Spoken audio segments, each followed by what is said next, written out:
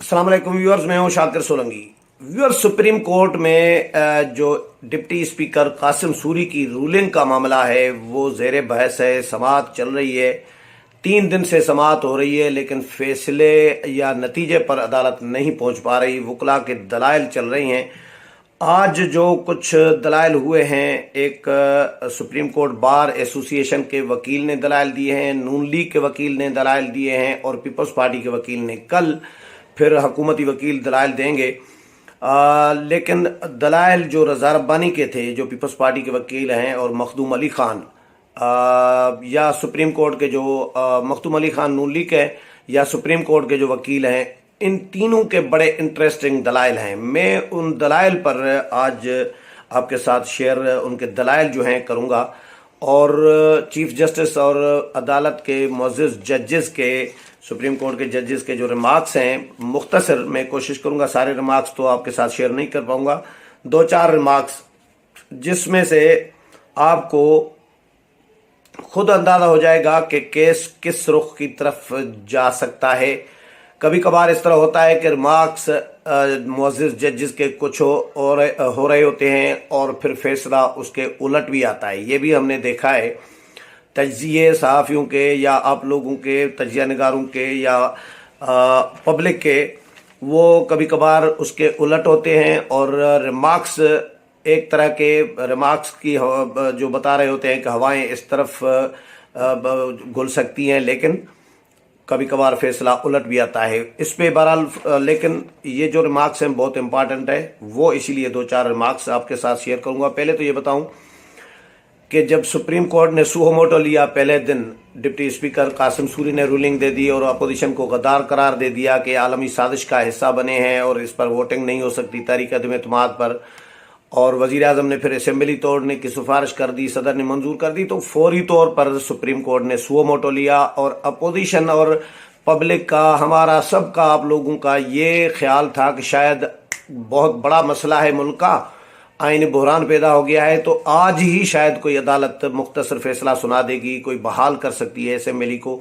ये तज्जिया हम कर रहे थे, लेकिन काम इसके उलट हो रहा है अभी तक, क्योंकि ये तवक्को नहीं की जा रही थी आम आदमी की जानिब से कि या सियासी वर्कर की जानिब से, जो अपोजिशन के वर्कर हैं, कि इतना लंबा काम चल सकता है। बिल्कुल इसी तरह अदालत चला रही है, या जाहिर है सुप्रीम कोर्ट है, मैं उस पर तबसरा तो नहीं करूँगा।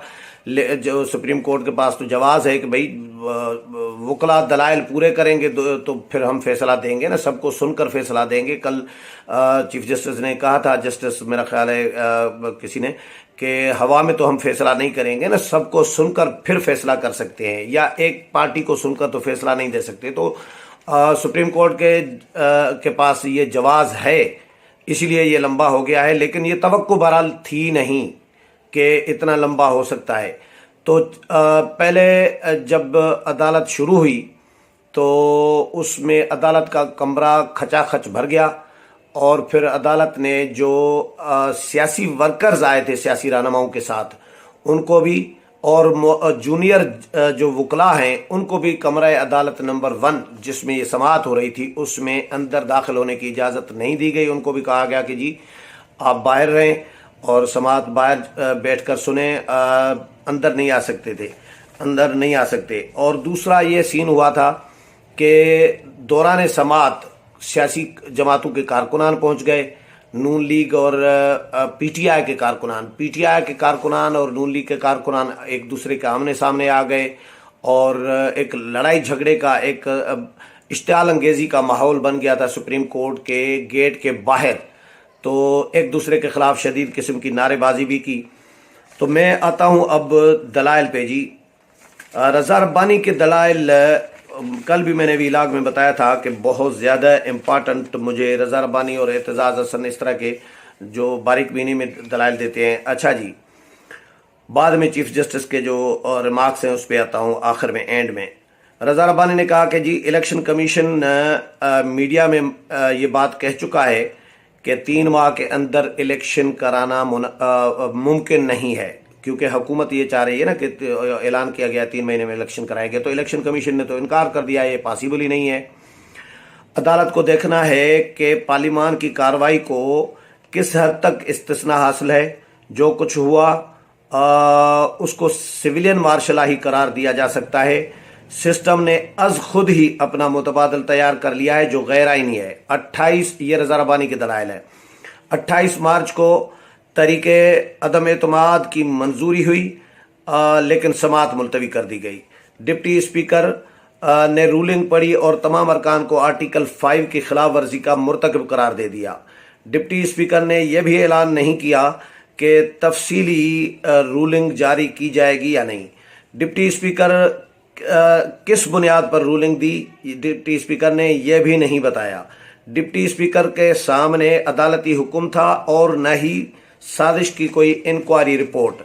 डिप्टी स्पीकर ने तहरीरी रूलिंग देकर अपनी जो जुबानी रूलिंग है उसको गैर मुअस्सर कर दिया है। डिप्टी स्पीकर की रूलिंग आइन के खिलाफ है। तहरीक अदम एतमाद आने के बाद वजीर आजम रहेंगे या नहीं, इसका फैसला पार्लिमान ने करना है। और तहरीक अदम एतमाद आने के बाद वजीर आजम या तो इस्तीफ़ा दे सकते हैं या फिर तहरीक अदम एतमाद पर वोटिंग हो सकती है, या फिर तहरीक अदम एतमाद वापस ले लें जो पेश करने वाले हैं, तो फिर ही ऐसा कुछ हो सकता है, वजीर आजम बच सकते हैं। या इस्तीफ़ा दे देंगे या वोटिंग होगी, वोटिंग के जरिए फैसला हो, या वजीर आजम खुद फैसला करें इस्तीफे का, या सदर ममलिकत उनको कहें कि भाई एतमाद आप खो चुके हैं अक्सरियत का, तो आप वोट एतमाद का वोट लें। लेकिन जब तहरीक अदम एतमाद पेश होती है तो उस पर हर सूरत में वोटिंग होती है, और तहरीक अदम एतमाद पर वोटिंग तक वजीर आजम असम्बली भी तहलील नहीं कर सकते। और अगर तहरीक अदम एतमाद लाने वाले अरकान तहरीक वापस ले लें तो फिर ऐसा हो सकता है। आर्टिकल 5 की खिलाफ वर्जी और रूलिंग का आपस में कोई तल्लुक नहीं है। ये बहुत बड़ा नुक्ता उठाया रज़ा रब्बानी ने। आज शाजिया मरी ने भी ये मामला उठाया कि आर्टिकल 5 जिसका हवाला दिया जा रहा है कि ये बैरूनी साजिश का शिकार हुए हैं या साजिश कर रही हैं अपोजिशन के अरकान, उसका तल्लुक तहरीक अदम एतमाद तहरीक अदम एतमाद के साथ या उसके आर्टिकल के साथ तो कोई लेना देना मेलाप नहीं बनता। उधर का आर्टिकल उधर लगा दिया है, उधर का आर्टिकल उसके साथ जोड़ दिया, ये अपनी मर्जी से। तो रज़ा रब्बानी साहब कह रहे हैं कि आर्टिकल 5 की खिलाफ वर्जी और रूलिंग का आपस में कोई ताल्लुक नहीं है। स्पीकर ने आर्टिकल 5 की तशरीह करके अरकान पर इतला कर दिया। स्पीकर की रूलिंग का आर्टिकल 95(2) के तहत जायजा लिया जा सकता है। क्या स्पीकर अदालती फाइंडिंग के बगैर रूलिंग दे सकते थे? वजीर आजम ने अपने बयान में 3 ऑप्शंस की बात की है जिसकी एस्टेब्लिशमेंट ने तरदीद कर दी है। जो वजीर आजम 3 ऑप्शंस की बात कर रहे हैं उसको तो एस्टेब्लिशमेंट ने नहीं माना, तरदीद कर दी है। रज़ा रब्बानी फरमा रहे हैं अदालत से इस्तदा है कि स्पीकर की रूलिंग को गैरानी करार दिया जाए, नेशनल सिक्योरिटी कमेटी के मिनट्स और खत मंगवाया जाए। अदालत से इस्तदा है कि स्पीकर की रूलिंग को कलअदम करार देकर असेंबली को बहाल किया जाए, कौमी असेंबली को बहाल किया जाए।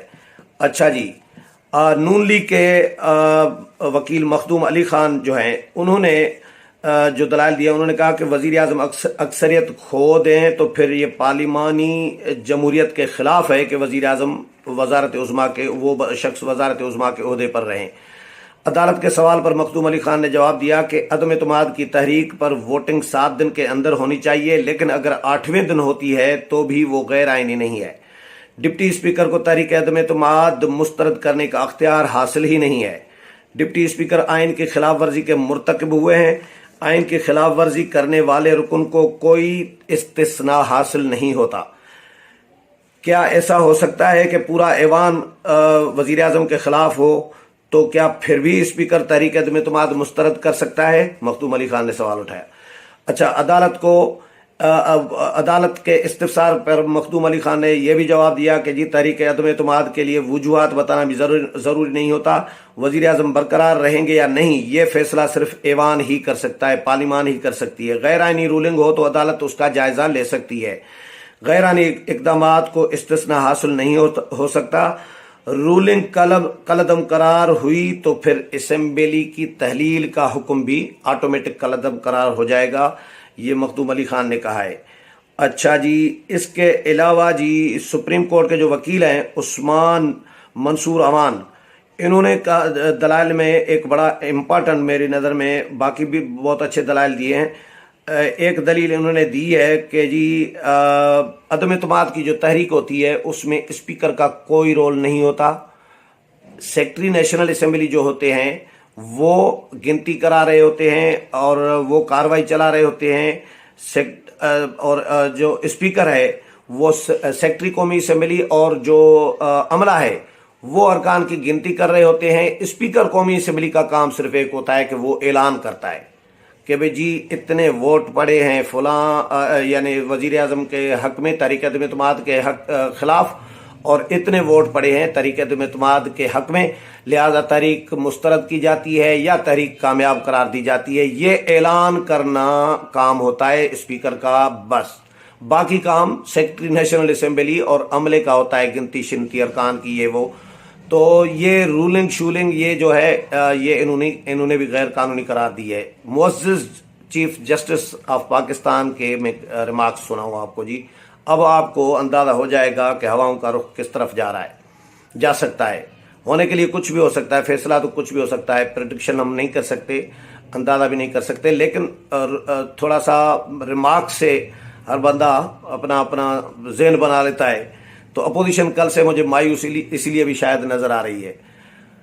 अच्छा जी, इसमें चीफ जस्टिस ने एक तो ये कहा है कि जी जो निगरान हुकूमत का क़याम है वो इस केस की वजह से ताख़ीर का शिकार हुआ है कि इस केस चल रहा है, इसीलिए निगरान हुकूमत का क़याम भी ताख़ीर में है, ताख़ीर का शिकार हुआ है। हम कोशिश करेंगे कि कल फैसला दे दे ताकि मामला आगे बढ़े। तो इसका क्या मतलब है मुझे समझ में नहीं आया। ये रिपोर्ट हुआ है मीडिया में कि चीफ जस्टिस ने कहा है कि निगरान हुकूमत का क़याम इस केस की वजह से ताख़ीर का शिकार हुआ है, कोशिश करेंगे कि कल इसका फैसला हम दे देंगे। अदालत रियासती और खारजा पॉलिसी के मामलात में मुदाखलत नहीं करती, ये चीफ जस्टिस साहब ने कहा है। और चीफ जस्टिस ने यह भी वकला को हिदायत की है कि वो फोकस सिर्फ डिप्टी स्पीकर की रूलिंग पर रखें, बाकी मामला तो बाद का मामला है, लेकिन हमने सिर्फ फैसला ये देना है कि डिप्टी स्पीकर की रूलिंग आइन के ऐन मुताबिक है या आइन की खिलाफ वर्जी है। उम्मीद है प्रोग्राम पसंद आया होगा। अगले प्रोग्राम में फिर मुलाकात होगी, तब तक इजाज़त चाहता हूँ। अल्लाह हाफिज़।